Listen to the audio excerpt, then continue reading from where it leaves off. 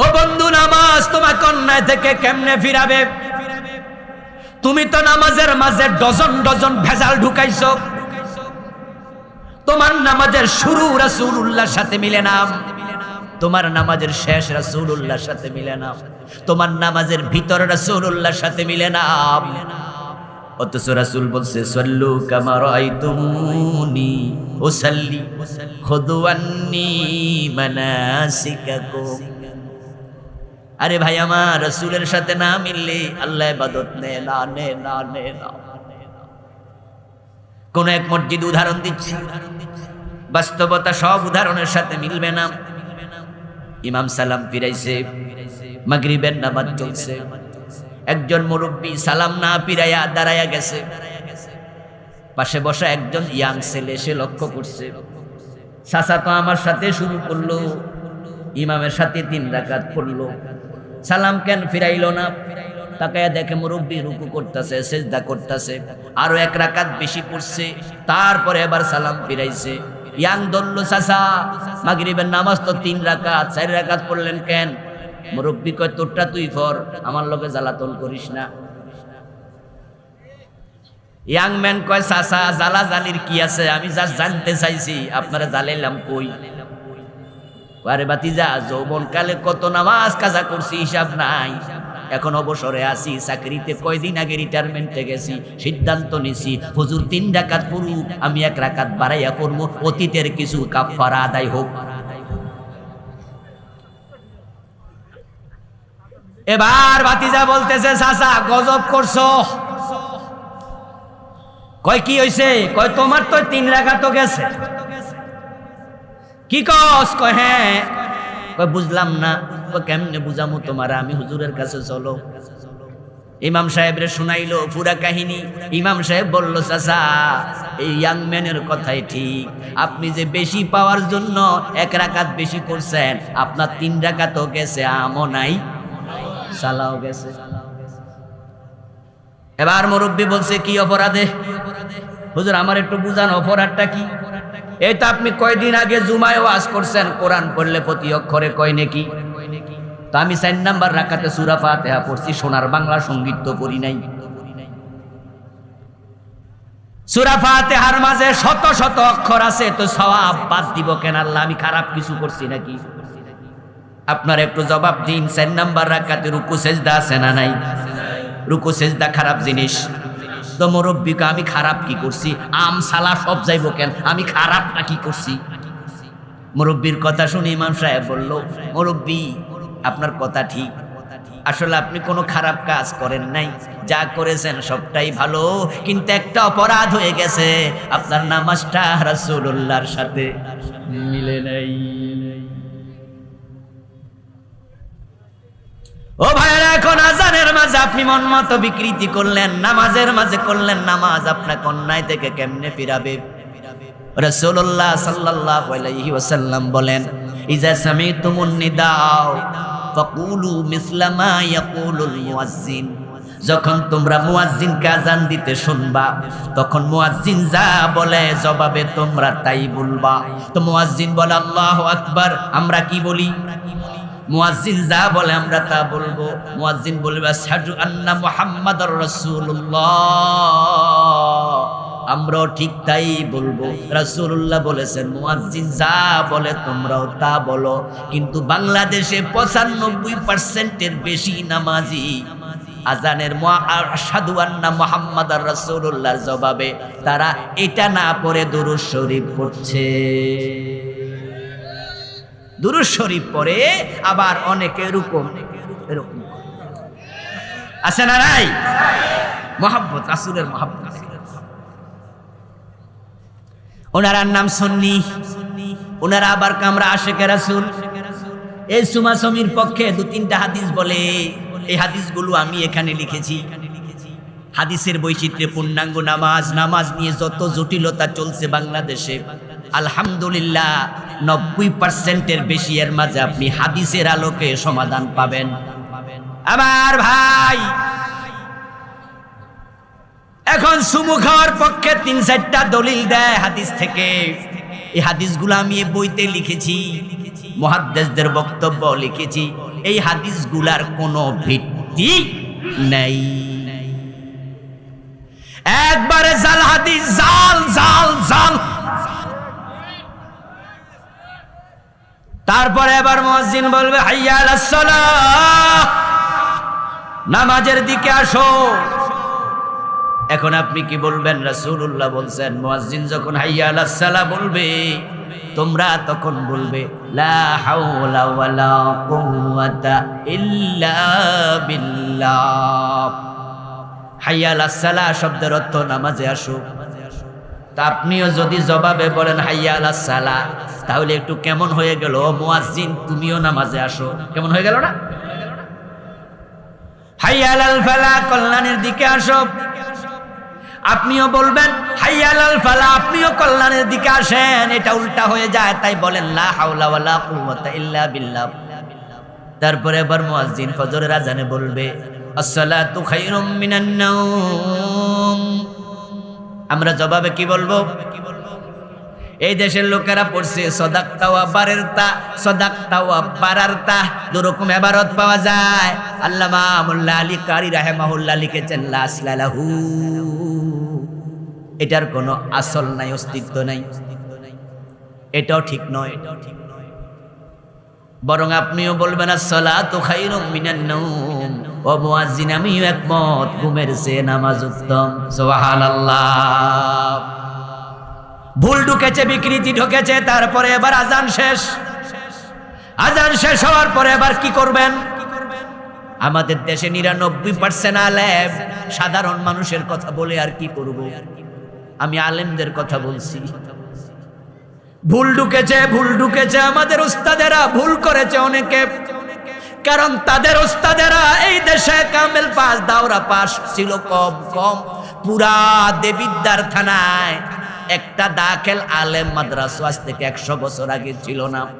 এই যে ধামতি আলিয়া, আজকে এটা কত বড় মাদ্রাসা। 100 বছর আগে ধামতি আলিয়া কি কামেল ছিল? সরসিনা কামেল ছিল? কামেল মাদ্রাসা পুরা বাংলার জমিনে একটাও ছিল না। কামেল পাস করতে হলে যাওয়া লাগতো কলকাতা আলিয়া। দাওরা মাদ্রাসা পুরা বাংলাদেশে একটাও ছিল না। দাওরা পাস করতে হলে যাওয়া লাগতো দেওবন্দে। কথা বুঝছেন? 100 বছর আগে বাংলাদেশে দাওরা মাদ্রাসাও নাই, আলিয়া মাদ্রাসাও নাই। কিন্তু আমার বাবার বাপ জীবিত ছিল না, আমার দাদার বাপ জীবিত ছিল না। তারা কি কাফের ছিল? হিন্দু ছিল? মুসলিমরা ছিল, কিন্তু কিতাব পড়ার মতো আলেম ছিল। তাই আমাদের অনেক ওস্তাদ ছিল, আনাকুম বানাকুম তানাকুম, আলিফ বে তে সে পড়াইছে, ঠিক কি না? আলিফ বে তে সে সব এমালা, সব এমালা। ওনাদের দোষ নাই। আরে মাদ্রাসা নাই, পড়বে কই? এই জন্য ফতুয়ার কিতাবের নাম ছিল মুকসিদুল মুমিন, নিয়ামুল কোরআন। ওইটা ওনারা পড়েছে, তা থেকে শিখেছে, তা থেকে শিখাইছে। কম জানার কারণে আমলের মাঝে ভুল ঢুকে গেছে। এবার এখন আওয়াজ দিয়ে বলুন তো, বর্তমানে কামেল মাদ্রাসা আছে না নাই? দাওরা মাদ্রাসা আছে না নাই? তাহলে এখন কি ভুল চলবে না সংশোধন করা লাগবে? আজান শেষ, এবার সবাই মিলে দোয়া শুরু করছে, আল্লাহুম্মা রাব্বা হাযি দাওয়াতিত তাম্মা ওয়াস সালাতিল কায়িমা। এই দোয়াটা আজানের পরে পরে এখানে হাজার হাজার লোকের মাঝে, এখানেও 90% এর বেশি হবে। অথচ আজান শেষে দোয়া নয়, আজান শেষে হলো রাসূল বলেছেন সুম্মা সাল্লু আলাইয়া। আমার নাম শুনেছিলা, কিন্তু দুরূদটা তখন পড়ো নাই। এখন আজান শেষ, আগে আমার উপরে দুরূদটা পড়ো। আমি হাদিস লিখেছি, হাদিস নাম্বার সহ, কিতাবের নাম সহ। খুবই উপকারী একটি বই, আলহামদুলিল্লাহ 2-3 বছর হয়ে গেছে, হাজার হাজার কপি ছাপানো হয়েছে। আজকের স্টেজও আমার ওয়াজের পরে ড্রাইভার সাহেবের কাছে কিছু কপি পাবেন। নামাজ নিয়ে সব বিভ্রান্তি আলহামদুলিল্লাহ আমি তুলে ধরেছি। আপনি আগে দুরূদ পড়ুন, দুরূদ। তারপরে এবার আল্লাহুম্মা রাব্বা হাযিহি দাওয়াতিত তাম্মা ওয়াস সালাতিল কায়িমা আপনি দোয়া পড়েন। কিন্তু দোয়া পড়তে যায় আবার হাত তোলে, এমন কিছু লোক আছে না নাই? অথচ এই দোয়ার মাঝে রাসূল এবং সাহাবারা কখনো হাত তোলেন নেই। এ ভাই আমার, আপনি হাত তোলেন কেন? হুজুর মজা লাগে, হাত তুললে একটু বিনয় বিনয় লাগে। আল্লাহর কাছে ভিক্ষুক যদি হাত পাততে পারে, আমার কাছে টাকা চাইয়া, তাহলে আমি আল্লাহর কাছে হাত তুলবো না কেন? আপনার অসুবিধা কি? আরে এই কথা শুনে মনে হয় যেন কথা তো ঠিকই, আল্লাহর কাছে হাত তুলছে। এবার আমি কিছু প্রশ্ন করি, খাওয়ার আগে দোয়া আছে না নাই? হাত তুলছেন কয়দিন? খাওয়ার শেষে দোয়া আছে না নাই? হাত তুলেছেন। তো আপনি না যুক্তি দিলেন আবার মজা লাগে, এখানে মজা লাগে না কেন? নৌকায় উঠতে দোয়া আছে না নাই? কথা বলেন। গাড়িতে উঠতে দোয়া আছে না নাই? ঘুমাইতে দোয়া আছে না নাই? ঘুম থেকে উঠে দোয়া আছে না নাই? টয়লেটে ঢুকতে দোয়া আছে না নাই? হাত তুলছেন কয়দিন? টয়লেট থেকে বের হতে দোয়া আছে, গফরানাকা আলহামদুলিল্লাহিল্লাযী আযহাবা আন্নিল আযা ওয়া আফান। তখন যদি হাত তুইলা মুখ মুছতেন, মুখ না ফাঁক হইয়া যাইত।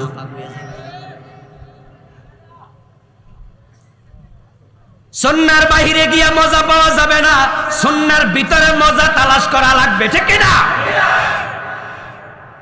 সৌন্দর্যের সংজ্ঞা, সৌন্দর্যের দৃষ্টিভঙ্গি, মজার দৃষ্টিভঙ্গি আপনাকে পাল্টাতে হবে। আমি চা খাচ্ছি, অর্ডার দেওয়ার সময় আমি বললাম ভাইজান এই চা হবে? দোকানদার বলে জি হুজুর, চিনি ছাড়া দিয়ে। তো আমার পাশে একজনে কই হুজুর চিনি ছাড়া এটা কি চা?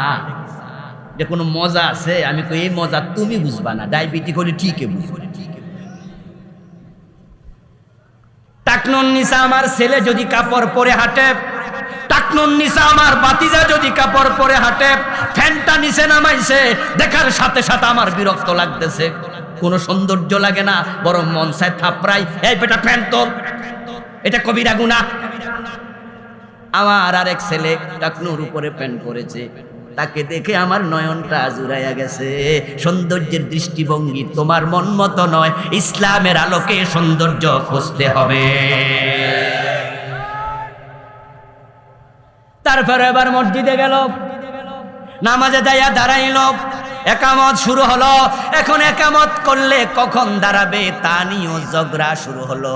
কেউ শুরুতে দাঁড়ায়া যায়, কেউ হাইয়া আলাস সালাহ বললে দাঁড়ায়, কেউ কাদ কামাতিস সালাহ বললে দাঁড়ায়। এমন সিস্টেম চালু হয়েছে, যদি কেউ একটু আগে দাঁড়ায় এর দিকে সব বড় করে চাইয়া থাকে। আপনারা এবার বলুন তো, একামতের কখন দাঁড়াতে হবে এই বিষয়টাও জানা দরকার আছে না নাই? এই বইটা আমি লম্বা দলিল সহ লিখেছি, আলেম ওলামাদের খুব কামে লাগবে ইনশাআল্লাহ।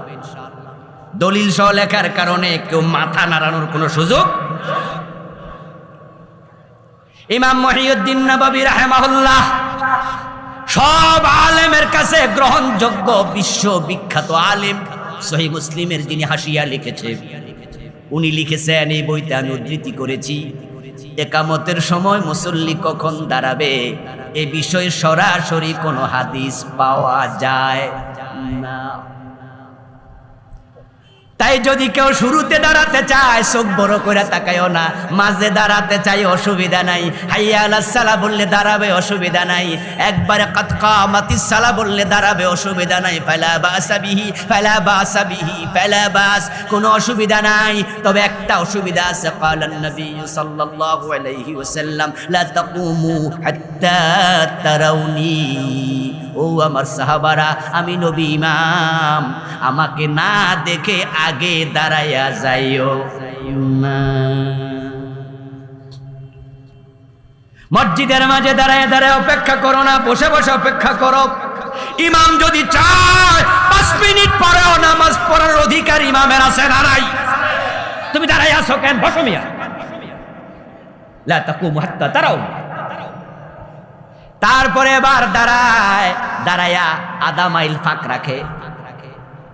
হ্যাঁ আছে না? ও হানে একজন এখানে কি হয়েছে? করোনা হয়েছে। ওই এমনে আমরা নাচনেওয়ালি, আরো পড়ছে ঢোলে বাড়ি, এমনে বাংলাদেশে ফাঁক করার বদভ্যাস, ঠিক কিনা? অথচ হাদিসে রাসূল বারবার বলেছেন ফাঁক করা যাবে না। সুদ্দুল খালাল, হাদিস রাসূল বলতেন সুদ্দুল খালাল তারাসু, সাব্বু সুফুফাকুম তারাসু, কাছে কাছে দাঁড়াও, ফাঁক বন্ধ করো। আমি নবী দেখতে পাই তোমরা যদি দুজন ফাঁকা রাখো তাহলে মাঝখানে শয়তান বকরির বাচ্চার সুরত ধরে নামাজে মসজিদে ঢুকে তোমাদের অন্তরের মাঝে ওয়াসওয়াসা তৈরি। এখন করোনা বাংলাদেশে আইছে, মসজিদের ভিতরে, বাজারেও আসে নাই, লোকাল বাসেও আসে নাই, ঠিক না? হ্যাঁ, মসজিদে গেছে দুই বন্ধু এক হুন্ডায় চড়ে। হুন্ডা যখন বইছে আধা মাইল ফাঁকা রাখছিল, তখন পেটের সাথে পেট লাগাইয়া পিঠের সাথে পিঠ লাগাইয়া মোটর সাইকেলে বইছে। তারপরে মসজিদের সামনে নাইমা ভিতরে ঢুইকা কয় দূরে খাড়া আজি। বাজারে যখন গেছে একজন আর একজনের লোকে ঠেলাঠেলি কইরা দোকানে মাল কিনছে। লোকাল বাসে করে যখন অফিসে গেছে একসাথে পাশাপাশি বইছে। মসজিদে যাইয়া তারা করোনা খোঁজে। এগুলো শয়তান বাংলাদেশে সৃষ্টি করেছে। এখন কি করোনা আছে? আচ্ছা যাক, করোনা গেছে, শয়তানও গেছে, আমরা আবার ফিরে আসা দরকার আছে না নাই? আসুন আমরা কাছাকাছি আসি। তারপরে আবার নামাজ হবে শুরু। রাসূলুল্লাহ সাল্লাল্লাহু আলাইহি ওয়াসাল্লাম বলেছেন নামাজ কেমনে শুরু করবা শোনো। ইফতিতাহু আত-তাকবীর ওয়া ইখতিতামুহু আত-তাসলিম। হাদিস قال النبي صلى الله عليه وسلم هكذا, রাসূল এইভাবে বললেন নামাজ শুরু হবে তাকবীর দিয়া, নামাজ শেষ হবে সালাম ফিরাইয়া। এখন বাংলাদেশে নামাজ শুরু হয় মুসল্লার দোয়া দিয়া।